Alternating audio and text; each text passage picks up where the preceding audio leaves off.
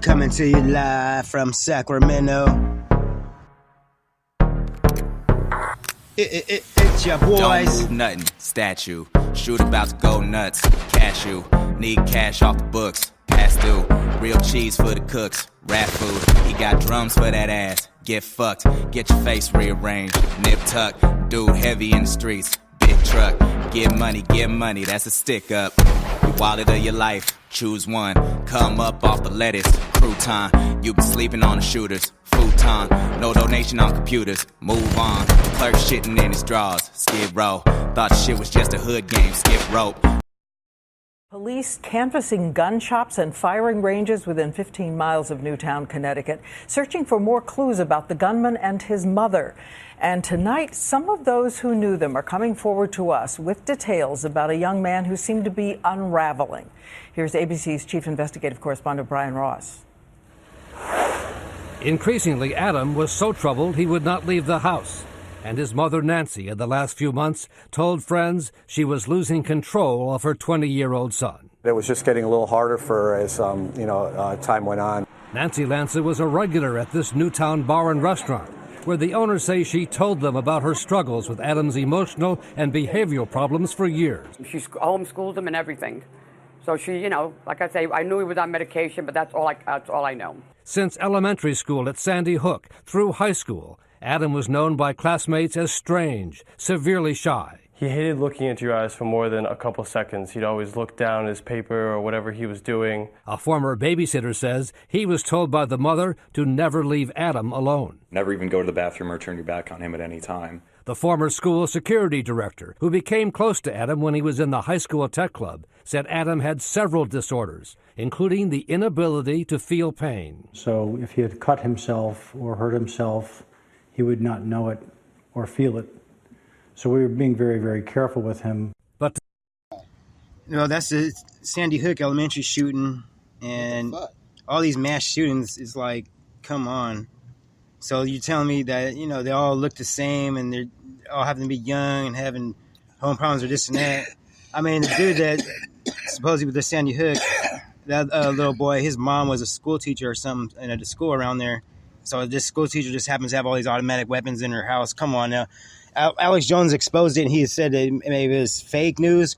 And then he switched up and maybe found out some more info. And later on said, okay, it happened, but it's staged or something. So he's still aiming towards, like, what are they doing? Like, are they doing enough to sacrifice people where they're staging stuff out, but real people are really dying? Because I'm not related to no one that's died in any of these mass shootings. Are you guys? Do you know someone? Do you have 100% proof? Because then people are really dying.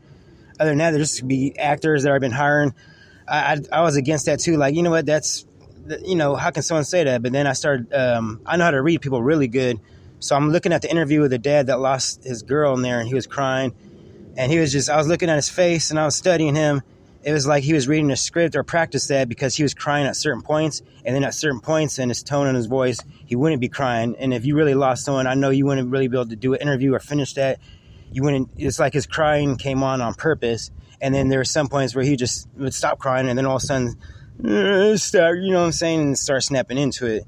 And, if it was 100% true that, maybe it's just a bad interview or something, I'm sorry. I don't want no one to lose no one. And, that mass shooting stuff is just crazy. I mean, it's not likely. I've heard people talk about shooting up schools. That's one thing, like the Columbine shooting. I could see students getting mad at other students because they've been bullied and going up there and shooting, doing all that. But going up to elementary schools, I don't know what's up with that movie theater shooting. Someone could have done that as a trick, but it's not likely. I mean, I don't know what inspired him to do that. But as far as these schools, and especially the gilroy-garlic festival shooting, it's just nonsense. That's been like no one really even knows about that festival, and no one would really plot. And then all of a sudden, the cops stop him at 1 minute and 30 seconds into the shooting, just happened to be there, and he just happened to get in through a hole in the fence and just happened to do that. Come on now. No one's just going to go. It just feels weird. Like, if you're mad at the world or mad at someone, you're going to get back at that person. Most of the people do harm to themselves. But, let's go ahead and look at the suspect identified in one of these mass shootings. The latest on that deadly shooting at a Northern California food festival. It left 3 people dead, more than a dozen injured. Family and friends gathered for a vigil overnight. You see them right there. as investigators focus on a white supremacist social media account that may be linked to the gunman. Will Carr is on the scene in Gilroy. Good morning, Will. And George, investigators say it will take days to comb through this massive crime scene. This has really been heartbreaking for this community. One local leader says the shooter waged war on this small town. But this morning, we're hearing some truly amazing stories of survival. After those terrifying moments at a California food festival, this morning we now know the names of the dead. 25-year-old Trevor Irby, 13-year-old Kayla Salazar, and Stephen Romero, who was just 6 years old. His father getting that gut-wrenching call from the boy's mother and rushing to the hospital. Couldn't believe what was happening, that what she was saying was a lie. Maybe I was dreaming. 15 others were injured. Authorities now say this is the man responsible, 19-year-old Santino William Ligon. Investigators poring over his past, searching a home the gunman was once linked to, and scouring an Instagram page bearing his name that investigators say is filled with white supremacist messaging, not ruling out a potential second suspect. It seems that this was a random act, but again, we've got a long way to go before we can come to a determination. Investigators just coward. You know, people just, it doesn't matter if it's a kid or a grown up or someone that's on a deathbed. I mean, you let life take someone out naturally. That's just, I don't understand all these mass shootings. It's scary now. And always after these mass shootings, always something about gun control. So that's what's all this other fishy stuff going on. Like, why is this? You know, how come you guys weren't trying to do gun control when all these gangs were shooting up each other in the 80s and 90s and all that? You know, there wasn't no gun control then, right? I mean, do you know the LA riots? There was also really started behind a girl getting shot by an Asian store owner, and then, you know, the LA was getting tired of that, and it just happened right after Rodney King beating, so they just went and fired it out. I never seen the clips until I started researching on that. They never showed the Asians with guns shooting and battling people on the streets. It's like, you know, this Las Vegas shooting, though, is at a concert and someone was from a building. Let's see what they have to say about it. The warning signs that are missed, you're going to have a lot of people trying to put together information about this guy, who knew about him, what he was thinking, whether he was talking to anyone about this planned attack. Were some of those warning signs missed, and what does it all mean to security expert Paul Violas? Paul, what do you think? What is the first thing you want to start pursuing here? I want it, but now that they have executed the search warrant, Neil, I want to look at his computer, his laptop, his phone. I want to see who he called, when he called them, how long he stayed on the phone with them. I want to know the websites that he visited. Every piece of his history with respect to recent communications are going to be vital. The next part, remember, this is a layered investigation. So you have two crime scenes. You have where the shooter was inside the Mandalay Bay, and then you have the actual concert area. So they've got to work those crime scenes. They have so many people that they're going to have to interview in order to collect information. And then the last part of that, the tertiary part of the investigation, will come when they start interviewing neighbors, friends, where he went to a gun range, of things that he had said.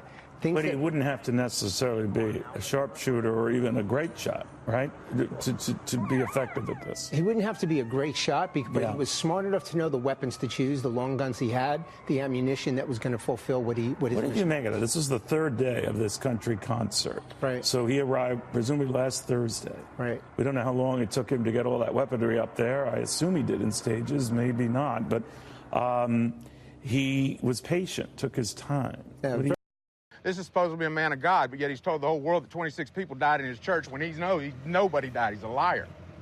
Let's go, Frank. Let's go polygraph right now. I've got a man in San Antonio. The comment you just made, knowing my 14-year-old daughter's laying... You're a liar, Frank. You're a filthy liar, Frank. You know? You're a demon, Frank. You should be able to provide the evidence more than anybody on this planet. This guy should be able to provide evidence of a death that happened at this church. We've had to learn to deal with these sick fuckers that are saying this stuff, that are out there claiming that we're not real people, claiming that we're actors. We don't give a shit what you say. We're not afraid. It's a horrible thing to think that... Well, that's kind of not a response that someone really give. I mean, if something really happened and someone was saying you're lying about it, you would really go off on them and be like, man, I'm not an actor. You know, so I just lost some. You'd be more coming at him more hard. And that's what I'm saying. You got to be real good actors. I mean, actors have a tough job. Like, you know what I'm saying? And especially crisis actors, you have to really, you know, I wouldn't be able to do it at all. I mean, and shit, you just, that was some dude saying, or some church got shut up, or he's just saying, tell the truth. I just hope this world and the government's not doing stuff like that, and I hope this mass shooting stops. You guys are in charge of this world. You don't need to make a scene happen just to make laws and this and that, but I guess you do, because that's the way you guys run this world. People are dying though, and this is getting ridiculous out here. I don't know, Shib, what do you guys say about any type of mass shooting while we have 4 minutes left? Well, let me just say some unliked words. Sandy Hook wasn't even a real school. The day Columbine happened was the day we were bombing innocent fucking kids and shit. And every single terrorist that shot up something is white. Oh yeah, that's all. I don't know. That's just. And like I said on the show, about it for so long, like it just, I don't know. It makes me mad to even talk about it, get me worked up, because nobody's seeing what the fuck is really going on. Even though y'all really see, ain't nobody blind, nobody stupid, but y'all still paint the whole terrorists and the people from Afghanistan. Have you ever seen somebody from Afghanistan over here doing some terrorist shit? And I'm talking about seeing, not no fake ass 9/11 shit. I'm talking about shooting up kids, shooting schools, all that. No, it's all white people. Yeah, and I ain't getting. I'm not racist or none of that shit. That's just fucking facts. So why the same exact race is telling you to look at them wrong when they're the ones that's doing the shit? So what do you think mind control has to do with some of these? Like some of these shootings, do you think some of them are maybe mind controlled? And I think a lot of them are done by to point a gun at a kid. I think a lot of them are done by, I forgot how the way they put it, not splinter cell. It's a word for the people, like basically like this. You could be sitting there minding your own business, and you get a phone call. You answer the phone call, some words get repeated to you. Oh yeah. It locks your brain in. They had a movie about it. They like love showing you what they do. Yeah, it's called American something. And you got the girl from Twilight and the dude from social media, the Facebook dude that played the Facebook dude. And he's just sitting there. He's a slacker. He's a bum. Nothing is wrong. And then they fucking, the lady goes and they fire her because they said she was working on this dude for no reason. He's a slacker. So she breaks protocol. She goes into the store where he's at and whispers the shit in his fucking ear instead of calls him. And he turns into a fucking stealth assassin for the government.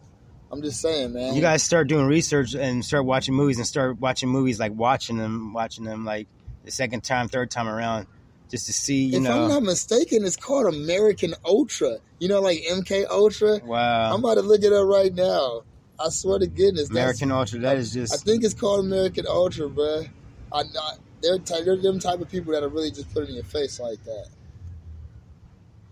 Now to new reporting and new surveillance that you're about to see for yourself that for the first time puts together what happened the night before the Dayton massacre. The gunman seen with his sister and a friend, and it was a short time later he went on that rampage. And a stunning number this morning, he shot 26 people in just 32 seconds. Among the dead, his own sister, and Eva Pilgrim, who was in Ohio, is here now with more. Eva? Good morning, David. It's been 10 days since a gunman went on a deadly rampage in Dayton, Ohio, killing those 9 people. Now, thanks to surveillance... I'm sorry, I'm going to have to cut you there, right there, sweetie, because Shibby got to finish up. Yeah, so I was not mistaken. It's called American Ultra. Like, if that's not basically saying MK Ultra, but then put American in there instead of MK... I'm telling you, they love. It's stuff they put hints in movies and cartoons. It's like people aren't really seeing it. I don't know. That's weird. Hey, look at this. It says small town stoner Mike spends most of his time getting high and writing a graphic novel. What Mike doesn't know is that he's trained by the CIA to be a lethal killing machine. This is the fucking point of the movie. When you look it up, they tell you that's what the movie's about. So yeah. Am I being weird? No. I'm just paying attention. You guys do the research like we said. Thanks for tuning in, and we'll try to always keep positive and negative, balance it out. That's what we got to do from both sides. By the way, enjoy this cool off, and September's next month. Tomorrow is my birthday, and then Shibby's is September 21st, and that's my favorite day because it starts getting cold that day. It starts getting fall weather, and I love the fall. Yep.